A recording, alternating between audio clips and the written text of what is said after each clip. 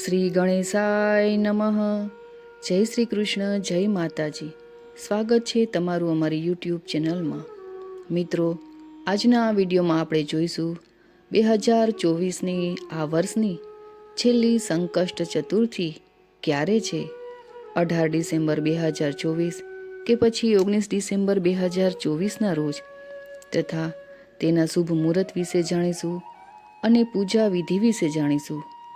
આપને જો આ વિડીયો પસંદ આવે તો વિડીયોને લાઇક કરજો, શેર કરજો અને આપ જો અમારી ચેનલ ઉપર નવા હોવ તો અમારી ચેનલને સબસ્ક્રાઈબ જરૂરથી કરજો.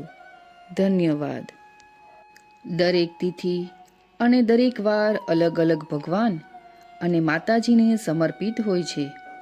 તેમજ આ ચતુર્થી તિથિ વિઘ્નહર્તા ભગવાન શ્રી ગણેશની સમર્પિત છે. ચતુર્થી તિથિ એ પછી સુદ પક્ષની વિનાયક ચતુર્થી હોય કે વદ પક્ષની સંકષ્ટ ચતુર્થી હોય, એ બધી જ ચતુર્થીઓ વિઘ્નહર્તા ગણેશને સમર્પિત છે. દર મહિનામાં કુલ 2 ચતુર્થી આવે છે અને વર્ષમાં કુલ 24 ચતુર્થીઓ આવે છે. અને જ્યારે અધિક માસ હોય ત્યારે આ ચતુર્થીની સંખ્યા 26 થઈ જાય છે. ચાલો મિત્રો, આજના વિડીયોમાં આપણે જોઈશું સંકષ્ટ ચતુર્થીના શુભ મુહૂર્ત વિશે. સંકષ્ટી ચતુર્થી વ્રત દર મહિને એકવાર રાખવામાં આવે છે. આ વ્રત ગણેશજી માટે હોય છે. આ દિવસે ભગવાન ગણેશની વિધિવત પૂજા કરવામાં આવે છે. એવું માનવામાં આવે છે કે આ દિવસે ભગવાન ગણેશની પૂજા કરવાથી દરેક દુઃખ દૂર થાય છે અને જીવનમાં સૌભાગ્ય, સુખ અને સમૃદ્ધિ રહે છે. આ સાથે સંતાનની ઈચ્છા પણ પૂર્ણ થાય છે.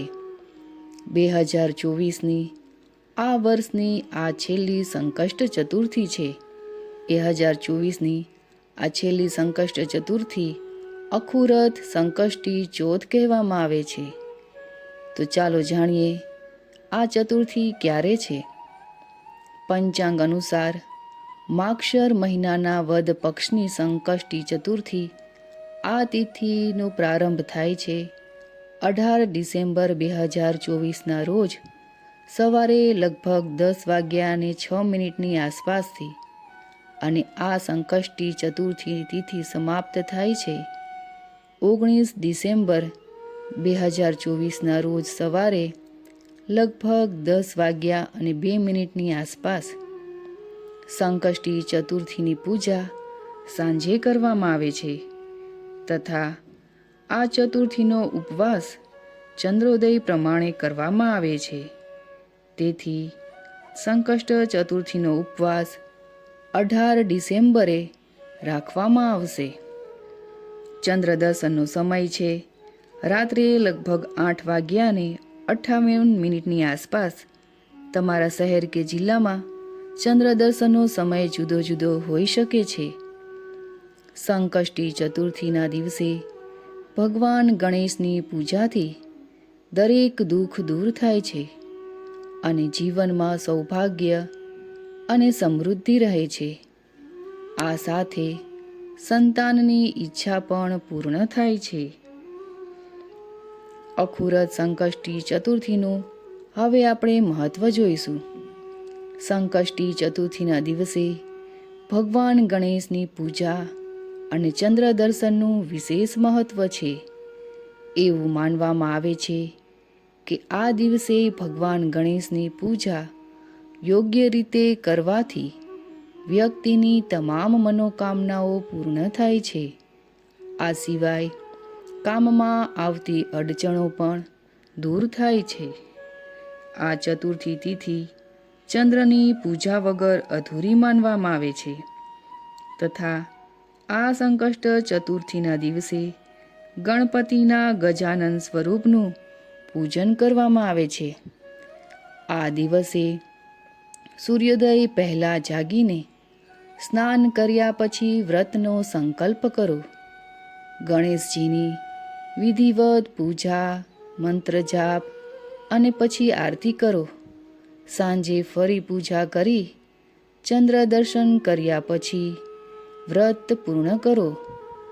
જ્યારે ચંદ્રના દર્શન કરો ત્યારે ચંદ્રની પણ વિધિવત પૂજા કરો. આ દિવસે ગરીબ અને જરૂરિયાતમંદોની મદદ કરવી ખૂબ જ શુભ માનવામાં આવે છે.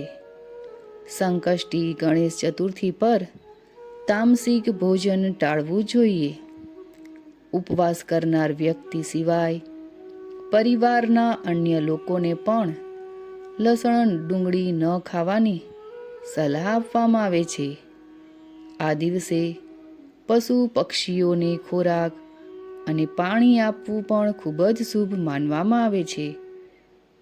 ઘરની સુખ શાંતિ ભંગ થઈ ગઈ હોય તો આ ચતુર્થીએ બાપાને સોપારી ચઢાવો અને ગાયને લીલો ચારો ખવડાવો. રાત્રે ચંદ્રને અર્ધ્ય અર્પણ કરો, જેથી ઘરમાં સકારાત્મક ઉર્જાનો સંચાર થશે. તો મિત્રો, આજના વિડીયોમાં આપણે જોયું સંકષ્ટ ચતુર્થીનો મહિમા, તેનો શુભ મુહૂર્ત અને પૂજા વિધિ વિશે. આપને આ વિડીયો કેવો લાગ્યો તે અમને કમેન્ટ બોક્સમાં અવશ્ય જણાવજો. જો આપને આ વિડીયો પસંદ આવે તો વિડીયોને એક લાઈક અને શેર જરૂરથી કરજો. તમારી એક લાઈક મારા માટે ખૂબ જ મહત્વપૂર્ણ બની રહે છે. ફરી મળીશું એક નવા વિડીયો સાથે. ત્યાં સુધી આપ સૌને મારા જય શ્રી કૃષ્ણ.